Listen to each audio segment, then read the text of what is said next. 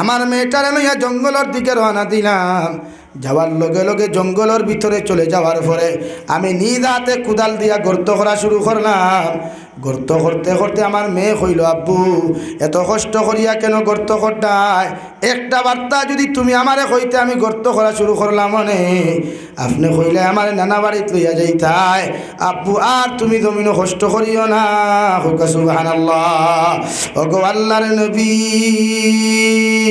আমার মেয়েটা যদি জানতো আমি তাইরে মারবার লাগি গর্ত খান্তা করিয়ার, আমার মেয়ে আমার দাড়ির তাকি মাটি ফুসিয়া দিল না অনে, আমার মেয়ে আমার খাফর তাকি মাটি হরাইয়া দিল না অনে। আমি মেয়ের হত্যা করবার লাগি যখন গর্ত করি, গর্ত করতে করতে এক পর্যায়ে যখন গর্ত শেষ হয়ে গেল, আমি আমার জামিলার ডাক দিয়া কইলাম, মা দেখো সাইন গর্তর ভিতরে কি একটা জিনিস দেখা যায়। হুকান আউযুবিল্লাহ। ওগো আল্লাহর নবী, আমার মেয়েটা যখন গর্তর দিকে নজর করল, আমি পিছন দিকে ধাক্কা দিয়া আমার এত সুন্দরী মেয়েটারে ধাক্কা দিয়া গর্তর মধ্যে ফেলাইলাম। আর আমার মেয়ে আব্বু হইয়া যখন চিৎকার দিল, পাষণ্ড দিলওয়ালা দাহিয়াতুল কলবির দিলর মধ্যে রাই পরিমাণ মায়া লাগে নাই, রাই পরিমাণ মোহব্বত লাগে নাই। ওগো আল্লাহর নবী, চতুর্দিক দিয়া যখন আমি মাটি দেওয়া শুরু করলাম, আমার মেয়ে আমারে কইল, আব্বু তোমার ফাওখানো দরিয়া আমি খয়ার জীবনে আর কোনোদিন মক্কাতুল মুকাররমাত তোমার গিয়া বাবা বলিয়া পরিচয় দিতাম নাই, তুমি আমার দয়া করিয়া মাফ করিয়া দিলাও। ও মক্কাতুল মুকাররমার জঙ্গলে জঙ্গলে ফাতার রসাই আমি জীবন খান্তা বাঁচাইমু, মগর তোমারে বাবা বলিয়া পরিচয় দিতাম নাই। নাউযুবিল্লাহ। ওগো আল্লাহর নবী, আমার মেয়ে তো আকুতি মিনতি করার পরেও যখন আমার দিলের মধ্যে কোনো ডর লাগলো না, আমি এত বড় একটা পাথর দিয়ে আমার মেয়ের মাথার মধ্যে যখন আঘাত করলাম, আমার মেয়ের মাথাটা ফাটিয়া এমন ফিসকা দিয়া যখন রক্ত বাহির হইল, ও রক্তটা আমার মুখ দাড়ির মধ্যে পর্যন্ত লাগলো।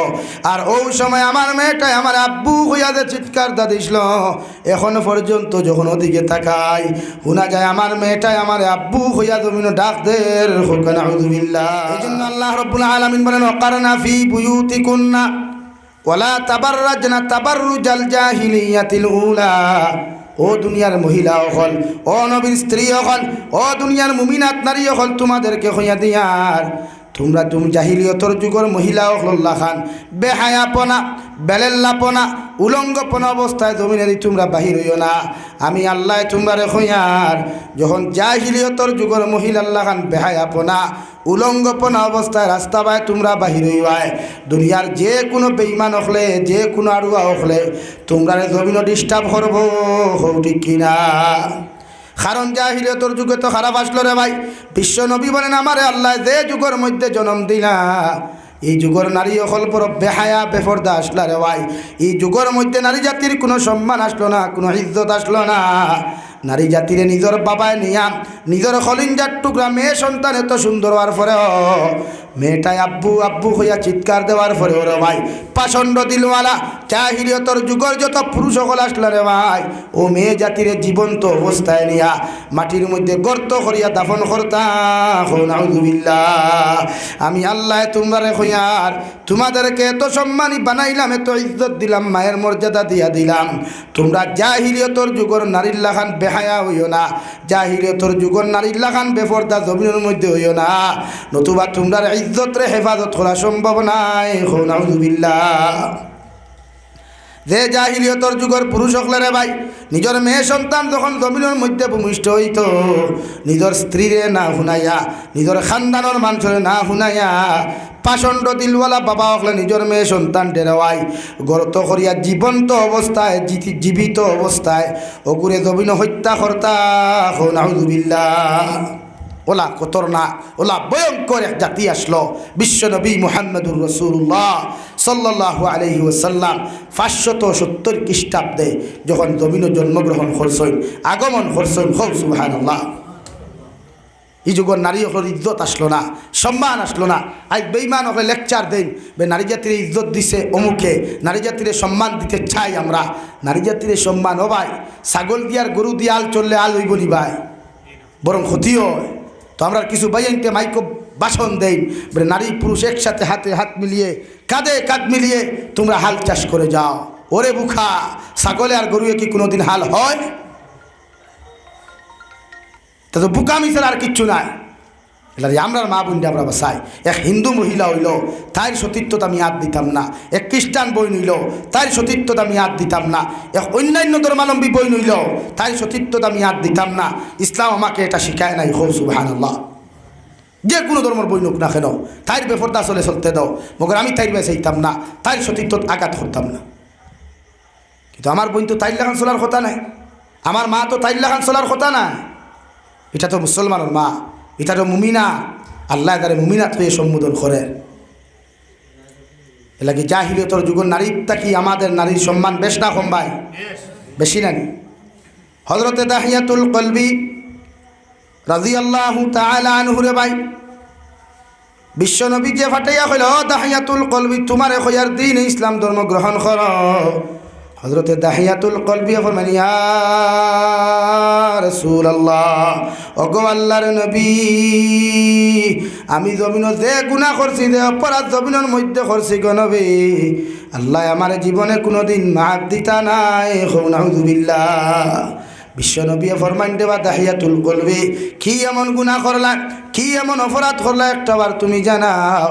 হযরতে দাহিয়াতুল কলবি ফরমান ইয়া রাসূলুল্লাহ, আমি বিয়া করার কয়েকদিন পরে আমার ঘরে বউ তুই আমি বিদেশের জমিনে ব্যবসার জন্য চলে গেলাম। ব্যবসার জন্য যাওয়ার লগে লগে আমার কয়েকদিন পরে 1 থেকে 1.5 বছর বাদে আমার কাছে খবর গেল আমার নাকি একটা আমি নাকি বাবা জমিনের মধ্যে হয়েছি। নবী জমানাত কোনো টেলিফোন নাই, জমানার মধ্যে তো মাইকর কোনো ব্যবস্থা নাই। বিশ্ব নবীজিরে ফরমান দাহিয়াতুল কলবি ফরমাইন নবী, আমি যখন 8 বছর পরে বাড়ির মধ্যে তো শিবান্নাম আমি আমার বউর অধিকার হলাম, ও আমার স্ত্রী হোসাইন জমিনের মধ্যে আমার দেশের মেয়ে সন্তান না, আমার দেখইলে আমি বাবা হইলাম, ও সন্তানটা আমারে তুমি জমিনও দেখাও। আমার মেয়েটারে আমার সম্মুখীনে আমার মেয়েটার নাম আসলো জামিলা সুন্দরী। ও নবী, গোটা মক্কাতুল মুকাররমার মধ্যে আমার মেয়ে এত সুন্দরী আসলো, এত সুন্দর আসলো, গোটা মক্কাতুল মুকাররমার মানুষের জামিলা সুন্দরী নামে প্রচার করতো। ও মেয়েটারে যেমতে আমার কুলো তুলিয়া দিলা, আমি বাবা মেয়েরে মেয়ে পরিচয় না দিয়া আমার মেয়েরে বুকুর তাকি ধাক্কা মারি হরাইলাম। নাউযুবিল্লাহ। আমার স্ত্রী আমার মেয়েরে কইলাম, হা উনি হচ্ছেন তোমার বাবা। যখন কইল আমি সাকাইয়া দেখলাম আমার মেয়েটায় মুস্কি হাসি দিয়া আমার দৌড় মারিয়া আব্বু আব্বু কইয়া যখন আমার কুলোর মধ্যে আইল। ওগো নবী, 8 বছর যে মেয়েটায় আমার দেখছে না, এই মেয়ে 8 বছর পরে যখন বাবা দেখার লাগি পাগল ছিল, কত আনন্দ কত মহব্বত ছিল। এরপরেও আমি পাষণ্ড দিলওয়ালা দাহিয়াতুল কলবি আমার মেয়েরে আমার কোনো জায়গা দেই নাই। নাউযুবিল্লাহ। ওগো নবী, আপনি বিশ্বাস করেন আমার মেয়েরে হত্যা করবার লাগি কত ষড়যন্ত্র করলাম, কোনো কাজে আইল না। হঠাৎ একদিন আমি রাত্রিবেলা যখন ঘুমাইতে যাই, আমার মাথার মধ্যে একটা শয়তানি বুদ্ধি এসে গেল। আমি সকালবেলা উঠিয়া আমার স্ত্রীরে কইলাম, ও জমিলা সুন্দরীর মা, তোমার মেয়েরে সুন্দর করে কাপড় দিয়া হাজাইয়া তোমার মেয়েরে আমার হাতে তুলিয়া দিলাও, আমি তোমার মেয়েরে লইয়া তাই নানা বাড়ির যাইতাম। নাউযুবিল্লাহ। বিশ্বনবী মুহাম্মদুর রাসূলুল্লাহ ফরমান দাহিয়াতুল কলবি, এর পরে কিতা ঘটনা হইল আমার কুলিয়া খোসাই। হযরতে দাহিয়াতুল কলবি ফরমান ইয়া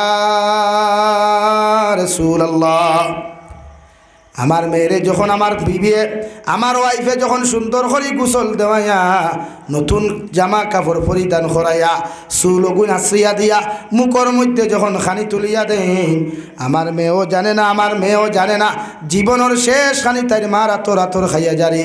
আর আমার বিবিও জানুন না নিজের মেয়ের জীবনের শেষ খানি খাওয়াইয়া আমার হাতও তুলিয়া দিত না। নাউযুবিল্লাহ।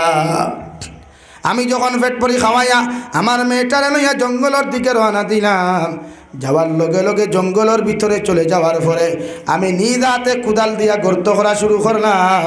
গর্ত করতে করতে আমার মেয়ে কইল, আব্বু এত কষ্ট করিয়া কেন গর্ত করতাই? একটা বার্তা যদি তুমি আমারে কইতে আমি গর্ত করা শুরু করলাম মনে, আপনি কইলে আমার নানা বাড়িতে লইয়া যাইতাই। আব্বু আর তুমি জমিন কষ্ট করিও না। সুবহানাল্লাহ। ওগো আল্লাহর নবী, আমার মেয়েটা যদি জানতো আমি তাইরে মারবার লাগি গর্ত খান্তা করিয়ার, আমার মেয়ে আমার দাড়ির তাকি মাটি ফুসিয়া দিল না। অনে আমার মেয়ে আমার কাপড় তাকি মাটি হরাইয়া দিল না অনে আমি মেয়ের হত্যা করবার লাগি যখন গর্ত করি গর্ত করতে করতে এক পর্যায়ে যখন গর্ত শেষ হয়ে গেল আমি আমার জামিলার ডাক দিয়া কইলাম মা দেখো সাইন গর্তর ভিতরে কি একটা জিনিস দেখা যায় হুকান আউযুবিল্লাহ ওগো আল্লাহর নবী আমার মেয়েটা যখন গর্তর দিকে নজর করল আমি পিছন দিকে ধাক্কা দিয়া আমার এত সুন্দরী মেয়েটারে ধাক্কা দিয়া গর্তর মধ্যে ফেলাইলাম আর আমার মেয়ে আব্বু হইয়া যখন চিৎকার দিল পাষণ্ড দিলওয়ালা দাহিয়াতুল কলবির দিলর মধ্যে রাই পরিমাণ মায়া লাগে নাই রাই পরিমাণ মোহব্বত লাগে নাই ওগো আল্লাহর নবী চতুর্দিক দিয়া যখন আমি মাটি দেওয়া শুরু করলাম আমার মেয়ে আমার কইল আব্বু তোমার ফাওখানো দরিয়া আমি খয়ার জীবনে আর কোনোদিন মক্কাতুল মুকাররমাত তোমার গিয়া বাবা বলিয়া পরিচয় দিতাম নাই তুমি আমার দয়া করিয়া মাফ করিয়া দিলাও ও মক্কাতুল মুকাররমার জঙ্গলে জঙ্গলে ফাতার রসাই আমি জীবন খান্তা বাঁচাইমু মগর তোমারে বাবা বলিয়া পরিচয় দিতাম নাই নাউযুবিল্লাহ ওগো আল্লাহর নবী আমার মেয়ে তো আকুতি মিনতি করার পরেও যখন আমার দিলের মধ্যে কোনো ডর লাগলো না আমি এত বড় একটা পাথর দিয়ে আমার মেয়ের মাথার মধ্যে যখন আঘাত করলাম আমার মেয়ের মাথাটা ফাটিয়া এমন ফিসকা দিয়া যখন রক্ত বাহির হইল ও রক্তটা আমার মুখ দাড়ির মধ্যে পর্যন্ত লাগলো আর ওই সময় আমার মেয়েটাই আমার আব্বু হইয়া যে চিৎকার দিছিল এখনো পর্যন্ত যখন ওদিকে তাকাই শোনা যায় আমার মেয়েটাই আমার আব্বু হইয়া জমিন ডাক দের হুকান আউযুবিল্লাহ ওগো আল্লাহর নবী এত রিকোয়েস্ট করার পরেও এত মহব্বত করার পরেও আমার মেয়েটারে আমি ফাউরিতে পারি নাই আমার মেয়েরে এত জুলুম দিয়ে আমি জমিন হত্যা করলাম আল্লাহ কি আমার জীবনে গুনাহগুলা মাফ করিয়া দিবা